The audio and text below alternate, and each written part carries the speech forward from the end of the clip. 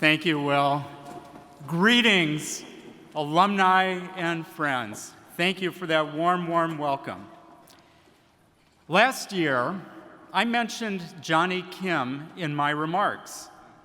This year, he is our featured speaker.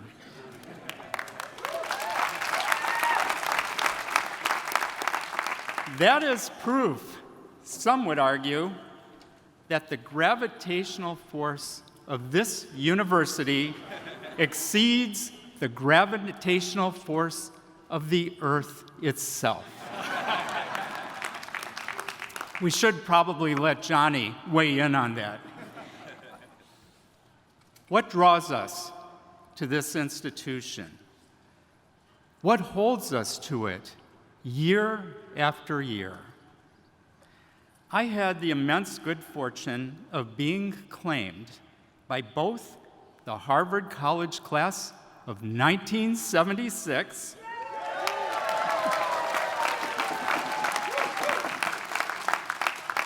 and the Harvard College class of 1977, not quite so well represented today. Which means that I am celebrating my 50th anniversary this year and the next.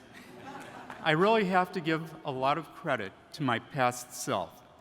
A 25% reduction in tuition, fees, room and board, foregone earnings yielded a 100% increase in the number of my classmates, the best return on investment I've ever seen.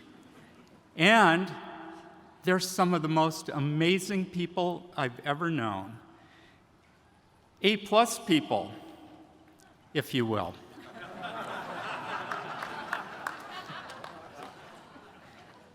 My double feature reunion has made me think more than usual about my own beginnings here, about what it was that drew me here as a young man.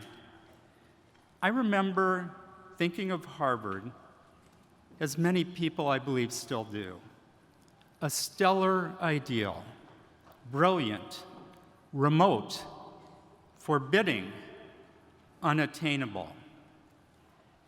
But that impression became more textured when I first set foot on campus between my junior and senior years of high school.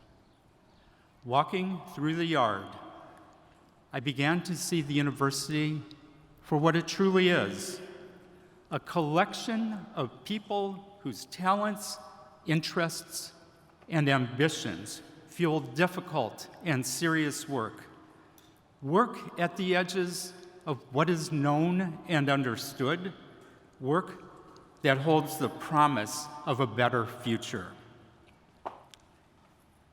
That is as true today as it was in the summer of 1972. Although it's been decades since I left Rock Island, Illinois, I still recognize a bumper crop when I see one. This year, we celebrated dozens of faculty newly elected to the National Academies, and dozens of students who received the most competitive scholarships and fellowships in the world, Marshalls and Rhodes among them. We celebrated Guggenheim and MacArthur Fellows, Breakthrough Prize winners, a Berggruen Prize laureate, and a John Bates Clark medalist. Last month, our list of accolades lengthened by half a dozen Pulitzer Prizes awarded to faculty and alumni in biography, drama, history, and journalism, from audio reporting to criticism to public service. This is an abridged version of a very long list. Last week, Harvard awarded 10,413 degrees.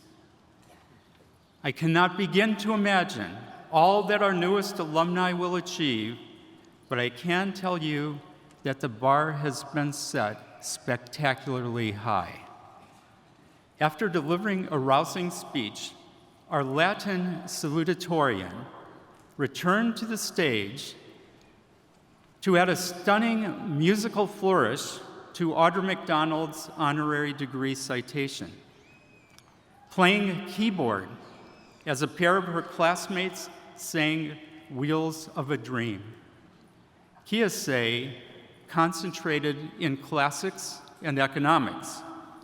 She's proficient in Greek and Latin, of course, but she's also pretty good at ancient Egyptian.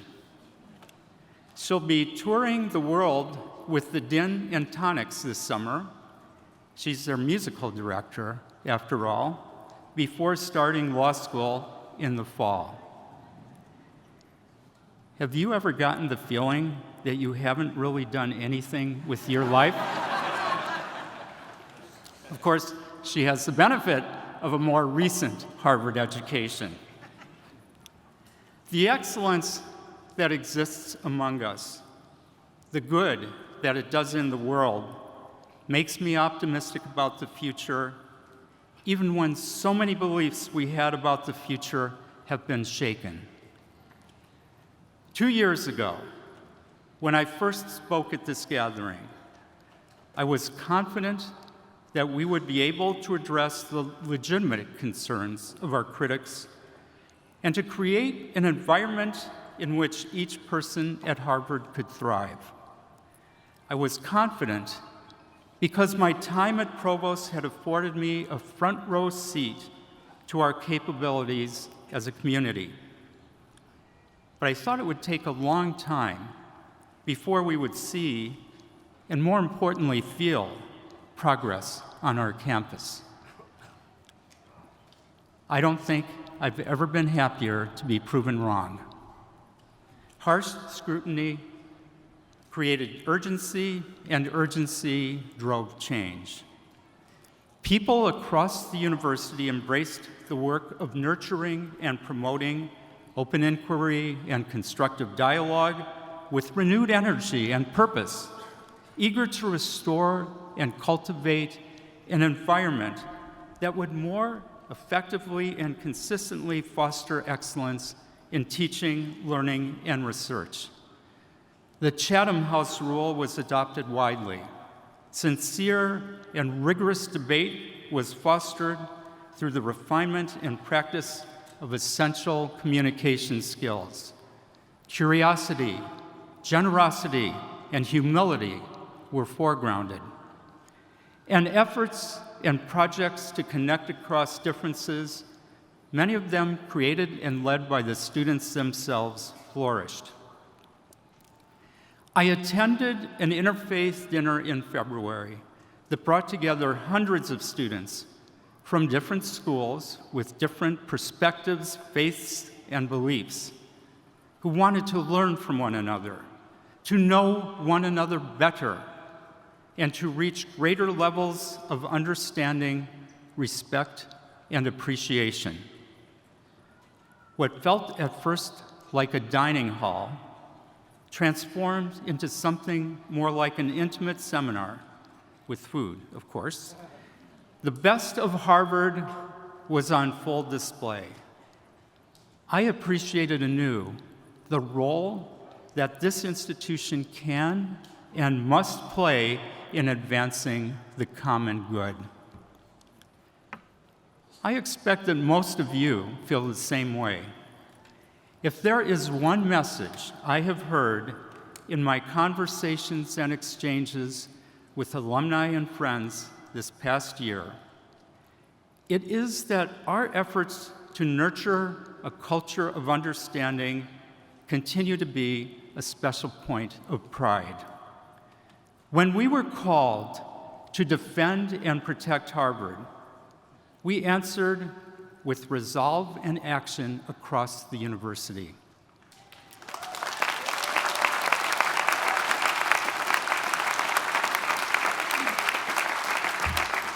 Across the university and far beyond it, the work continues, but I am heartened by the progress we've made thus far.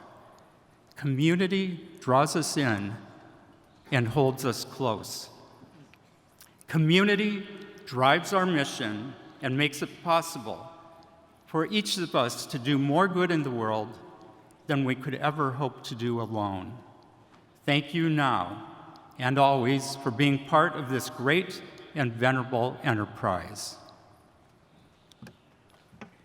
In 10 years, we will celebrate the 400th anniversary of our founding.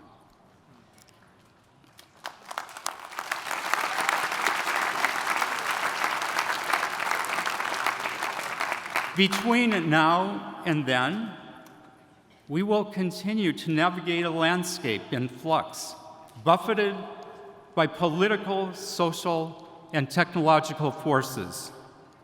This is no time for complacency.